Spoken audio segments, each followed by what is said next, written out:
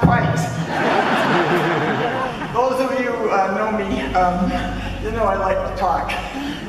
And so tonight, I was expected to have 3 minutes, but then I was informed when I got here I have 2 minutes. So I'm going to try to follow directions if I can. Why? First of all, I want to thank all of you for being here. I know we all have many demands on our time. And it's really important for us to take time and think about our society, the leaders in the society, the people in the society.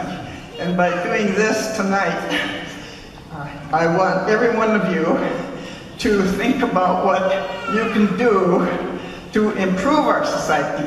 Being a social worker, being a teacher, I always have an agenda, and it's change. I like the change for the better.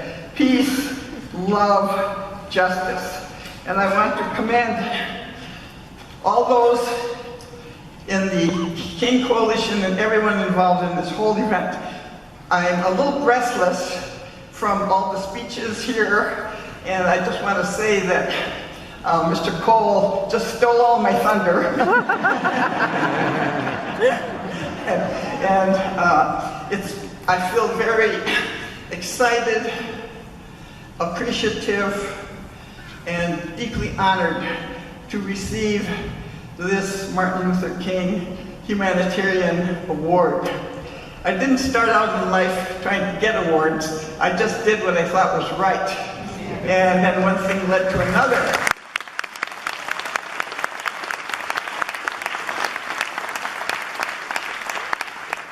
So I'm commending to you the Capital City Hues. Jonathan, where are you? All right.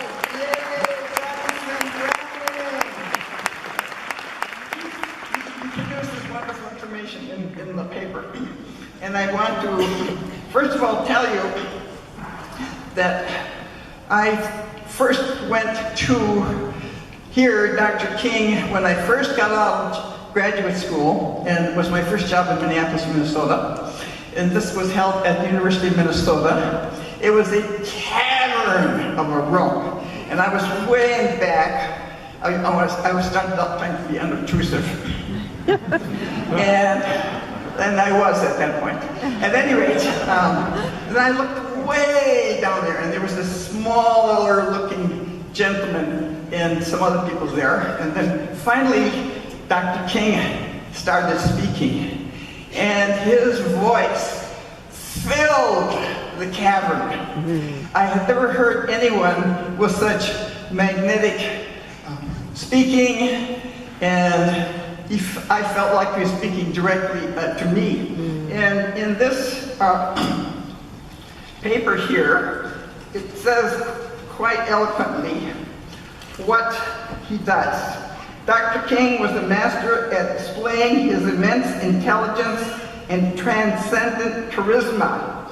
He was able to pull people together, thus creating a worldwide following. Hence, he had to be extremely engaging. Well, he got me there. That was 1961, and here I am facing you wonderful people. You are so attentive and polite, and I hear and feel all these vibes from all of you. You're filling the room, and this should be the goal of what we all are working toward.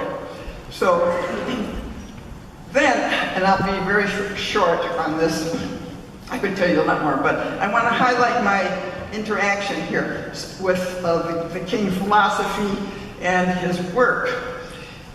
When I became the Assistant Secretary for Indian Affairs in the Clinton administration, some of us were told to show up in Atlanta at the King celebration of his life. And so the first inkling I had of who was there was when in the ladies' room I met Candace Gingrich, and I introduced myself and I said, "Can you do something about your brother?"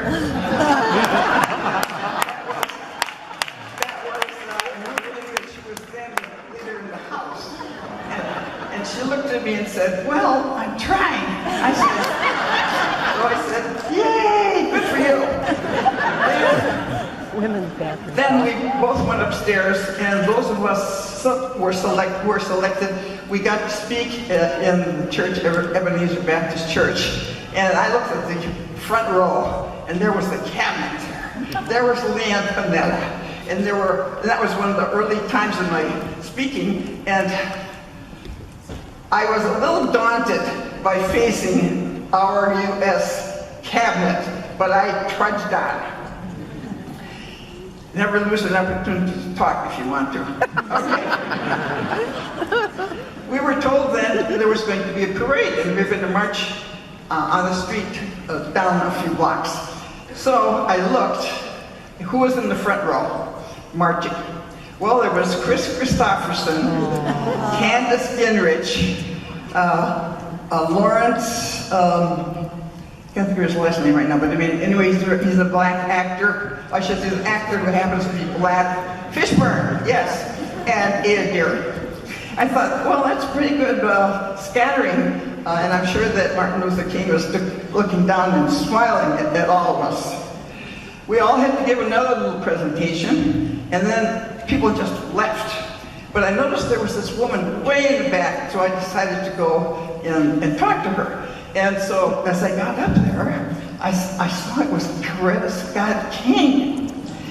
And I said, Mrs. King, wow, why are you here? And everyone else is gone.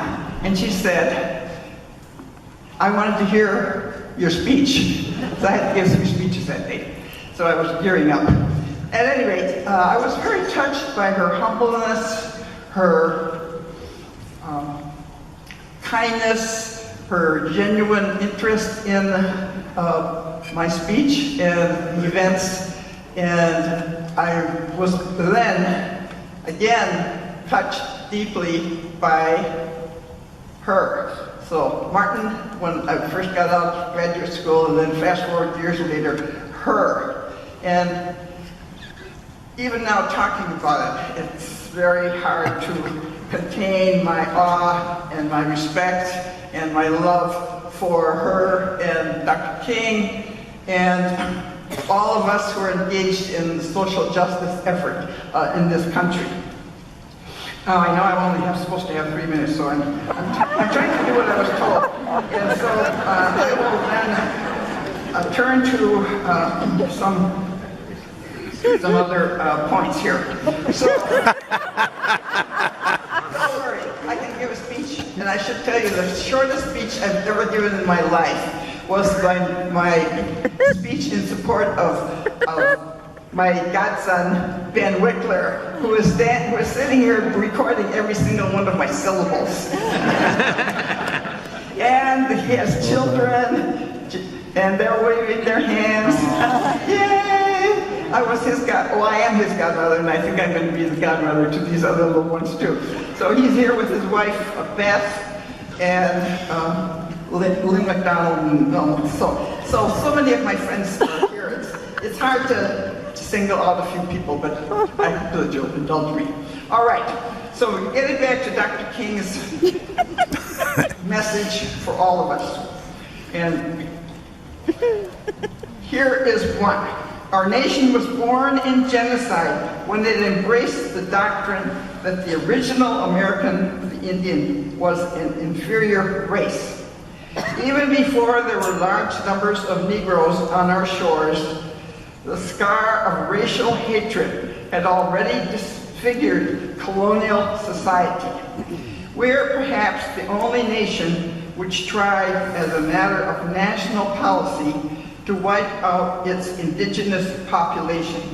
Moreover, we elevated that tragic experience into a noble crusade.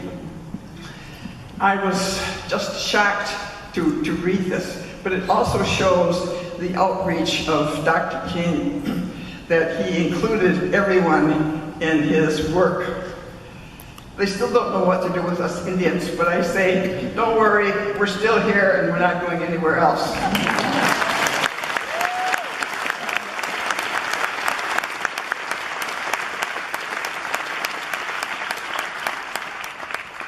there have been many policies and procedures and laws imposed on American Indians, and that's a whole course or two.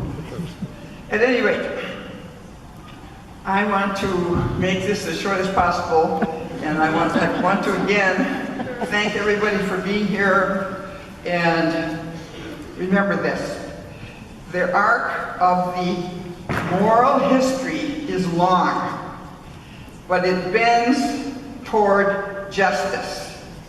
This was President Obama's favorite quotation, which he had woven into a rug that was placed in the Oval Office. And so he accepted and appreciated the words of Dr. King in that decision. This was attributed to an abolitionist, Theodore Parker. So the same conditions are here today. We all need to roll up our sleeves, make a difference, and keep that arc bending toward justice.